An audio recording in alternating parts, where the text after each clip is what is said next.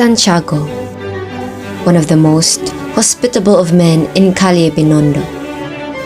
He is known throughout the town because of his wealth, even more than his kindness, and it was well known that his house is open to all things except business. Dinner was given in a house on Calle Analog by him. In one side of the house are people conversing in a lively manner. In contrast to that side can be seen Father Damaso, the former priest of San Diego, Father Silva, who is the priest of Binundok, Mr. Laruja, and Lieutenant Guevara. Compared to the more people on the other side, the conversation of the aforementioned was even louder. Padre Damaso was the loudest among them. Ang mga mangmang na Indio, inuulit ko, ang mga Indio ay walang pangalawa sa kamangmangan. Padre Damaso, Indio ang nagmamay-ari sa tahanan ito. Oo nga, baka magdamdam si Kapitan Tiago. Everyone was stunned when Capitan Tiago suddenly arrived with a man who looked like he had come from a long journey. All eyes were on Ibarra Crisostomo. Looks of amazement on the faces of the guests, except for Padre Damaso, whose face could not be painted in the presence of Crisostomo. Mga Ginoo, ikinalulugod kong ipakilala ang anak ng aking nasirang kaibigang si Don Rafael. Siya ay si Juan Crisostomo Ibarra. Galing siya ng Europa. Sinundok ko siya mula sa kanyang paglalakbay. At the mention of the name, exclamations were heard. The lieutenant forgot to pay his respects to his host and approached the young man, looking him over from head to foot. Ikinararangal ko pong makita kayong lahat. Aba, Padre Damaso, ang kura ng San Diego, ikinagagalak ko pong makita muli ang isang matalik na kaibigan ng aking ama. Hindi ka nagkakamali, Ginoo. Ako nga si Padre Damaso, ngunit kailanman hindi ko nagiging kaibigan ang iyong ama. With a gloomy gaze, Ibarra slowly withdrew his extended hand, looking greatly surprised, and turned to encounter the lieutenant fixed on him. Kung gayon ay ikaw pala ang anak ng sirang si Don Rafael Ibarra, nakasama at nakilala ko na iyong ama. At masasabi ko na tunay siyang marangal na tao, nararapat lamang na siya ay kilalanin. Sana ay mas maging mapalad kayo sa iyong ama. Gracias, Senyor. Pinawi ng mga papuri ninyo sa aking ama ang mga duda kong tungkol sa nangyari sa kanya. Gayong ako na ang kanyang anak ay walang kaalam-alam. Hindi ako nagsisinungaling, Ginoong Ibarra. The celebratory atmosphere soon turns more tense as one of the friars, Father Damaso, criticized Ibarra at the banquet. Ginoong Laruja, nasa ibang bansa man ako, dugong kayong manggi pa rin ang nalalaytay sa aking ugat. Matapos ko pong pag-aralan ang kasaysayan ng isang bayan, tila'y nawala ng katangian nito. Kung ngayon, sinayang mo lang pala ang ginagamit mong panahon. Bulag ka pala.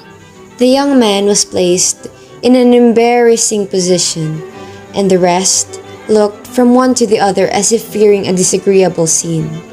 Embarrassed, Ibarra excuses himself from the guest and leaves, even after Capitan Tiago informs him that Maria Clara is coming to dinner. Ipag-umanihin niyo po ang maaga kong paglisan. Marami pa po akong bagay na gagawin. Abay iho, kakarating mo lang at saka darating na si Maria Clara mamayang gabi. Salamat, Ginoo, sa pagtanggap niyo sa akin. Ngunit marami pa din akong aasikasuhin. Bukas na bukas din, babalik ako. As Ibarra is walking home from dinner, he walks without knowing where he is going. He then reached Binondok Square. After a while, the young man felt a hand on his shoulder. He immediately raised his head to see the old lieutenant smiling at him. Ah, another family friend, Senor Guevara. He follows him and tells him that Ibarra's father died in prison after a campaign of slander against him, and that Father Damaso had a hand in his death. Binata, mag-ingat ka sana. Nais ko pong paalahanan kayo na mag-ingat na huwag maging aral sa inyo ang nangyari sa iyong ama senyor. Wala po ba kayong nalaman sa pagkaalam ko ay iyong ama ay namatay sa bilangguan. Siya ay napabintangan na irehe at pilibuster ni Padre Damaso. Sa bilangguan? Hindi ba kayo nagkakamali lamang? Senor Guevara tells him that Father Damaso had accused the elder Ibarra of not going to confession. And after Rafael Ibarra inadvertently killed a man who beat a young boy, he was imprisoned and attacked with accusations of subversion, filibuster, and heresy. Guevara tried to clear his name, but he died in prison before he could even be freed. Ibarra now knew the reason of his father's imprisonment. He cannot help but tear up imagining what his father has gone through. Kaya pala hindi sinabi ni Kapitan Tiago ang dahilan. Ama ko,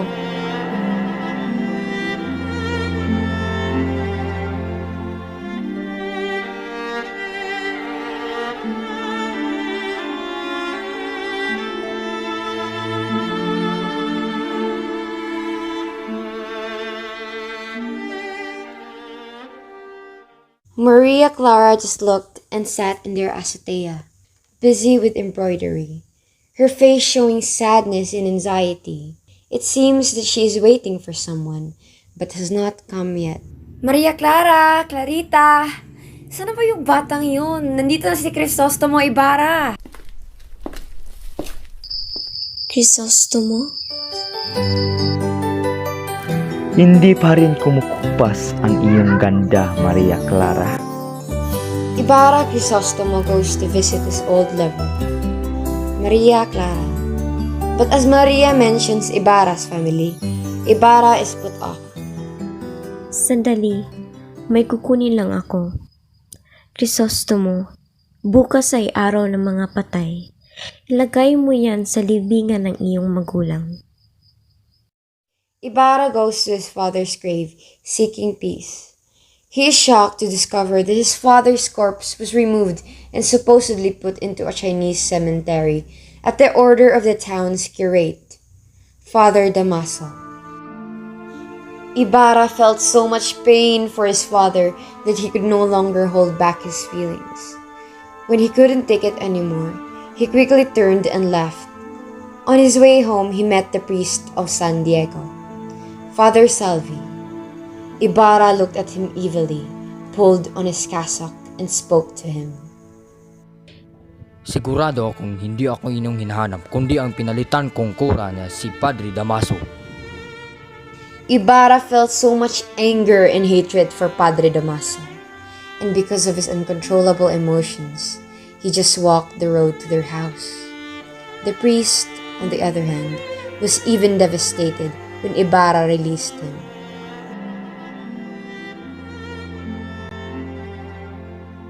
The town's festivities came. Ibarra and the officials planned to celebrate the new school he successfully built, hoping to bless it after a sermon by Father Damaso. During the sermon, a mysterious man named Elias approaches Ibarra, warning him of a plot to kill him. Elias had been the boatman on an earlier excursion Ibarra took with friends. But after the excursion, Ibarra discovered he was a wanted fugitive. A few days have passed. After the whole school was done, a feast was prepared, which was attended by many of the high society. The mayor and Ibarra are talking. The mayor heaped praise on the interlocutor, while Father Damaso frowned and turned to him. That night, Father Damaso invites himself to a dinner Ibarra is hosting. He insults both indigenous Filipinos and Ibarra's father specifically. And so, Ibarra punches Father Damaso. Walang kahit sino man ang maaring umalipusta sa aking ama. Itong paring ito ang pinakainiwas-iwasan ko. Isang paring walang galang at walang utang na loob. Isa siyang demonyong nagbanal-banalan. Siguro naman ay dapat siyang mamatay. Huwag senyor, huwag niyong hayaan ang sarili niyong magkasala sa Diyos. Magdasal ka na sa lahat ng santo, Padre. Makikita na natin kung dugo o lusak ang dumadaloy sa mga ugat mo. Crisostomo raised his arm and was about to stab Father Damaso in the chest. But before he can kill him, he is stopped by Maria Clara. Crisostomo, wag! Para sa akin, maawa ka sa kanya. Talagang maliit ang mundo para sa ating dalawa. Alang-alang sa iyo, Maria Clara. Ibarra is excommunicated, and Maria Clara falls ill. Then is re-engaged to a new man after her spineless father calls off her wedding to Ibarra. Meanwhile, the Captain General, the highest Spanish official, manages to lift Ibarra's excommunication, angering the clergy. Ibarra continues working in the school, and Father Salvi, who is in love with Maria Clara, plots with Lucas, the brother of a man killed by the plot intended to kill Ibarra at the festival, to frame Ibarra for a rebellion, organizing people with grievances against the colonial government and telling them that Ibarra is leading the revolt. Right before the attack happens, Father Salvi warns everyone, claiming someone told him about it in confession. Senyor, iligtas niyo po ang inyong sarili. May pag-aalsa pong magaganap at ikaw ang palalabasin na simuno nito. Handa niyo na ang inyong mga papeles at sunugin ito. Alam kong hindi bastang-basta ang pag-alis sa lugar na ito, ngunit ito lang ang paraan. But before Ibarra could escape, he is thrown into prison, having been found guilty based on a letter he wrote to Maria Clara before leaving for Europe years ago. Again, Elias rescues him, breaking him out of prison and taking him to Maria Clara. She explains that she gave Father Salvi the letter that led to Ibarra being found guilty because he blackmailed her. He knew that her real father is Father Damaso and threatened to reveal this information. She apologizes to Ibarra, profoundly sorry. Mahal, patawarin mo ako. Hindi masama ang loob ko sa iyo. Ngunit, mahal ko, patawarin mo ako. Kailangan ko nang lumayo sa iyo at sa lugar na to. Hindi. Ako ang dapat humingi ng tawad sa iyo, mahal. Dahil alam ko na mag-aanilangan ka sa akin kapag nalaman mo Na kapag nalaman ko ang ano, na kapag nalaman mo na ang ama ko ay ang kinasusuklaman mo na si Padre Damaso. paano? Basta mahal, lagi mong tatandaan na ikaw ang iniibig ko. Paalam, Maria Clara. Elias and Ibarra row away, but they quickly realize they're being followed by another boat, which will soon catch up. Crisostomo, mahuhuli na tayo. Kayo na ang mamangka sapagkat tatalon ako. Lulundag ako sa tubig para ako ang kanilang tugisin. Ililigaw ko sila. Huwag kang umalis. Lumaban na lang tayo. Kita na lang tayo sa Noche Buena, sa libingan ng inyong mga nuno. After saying that, Elias jumps off the boat to confuse their pursuers, who think he is Ibarra and try to shoot him when the real Ibarra escapes. They appear to kill him, but they never saw his body. After some time, the Palwa and civils left. They saw a blood stain in the water along the shore.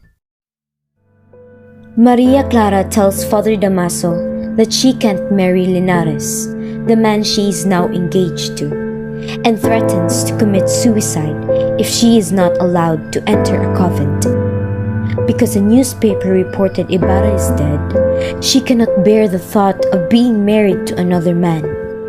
Father Damaso reluctantly agrees. Hindi ako magpapakasal kay Linares. Si Crisostomo lamang ang tanging lalaking minamahal ko. Wala na akong gustong pakasalan pa. Magmumongha na lang ako. Anak ko, patawarin mo ako. Iniisip ko lang ang iyong kapakanan. kumbento o magpapakamatay na lang ako. On Christmas Eve, Basilio wanders away from the cabin where he's been staying with an adoptive family and looks for Sisa, his mother. He finds her, but she doesn't recognize him and runs away.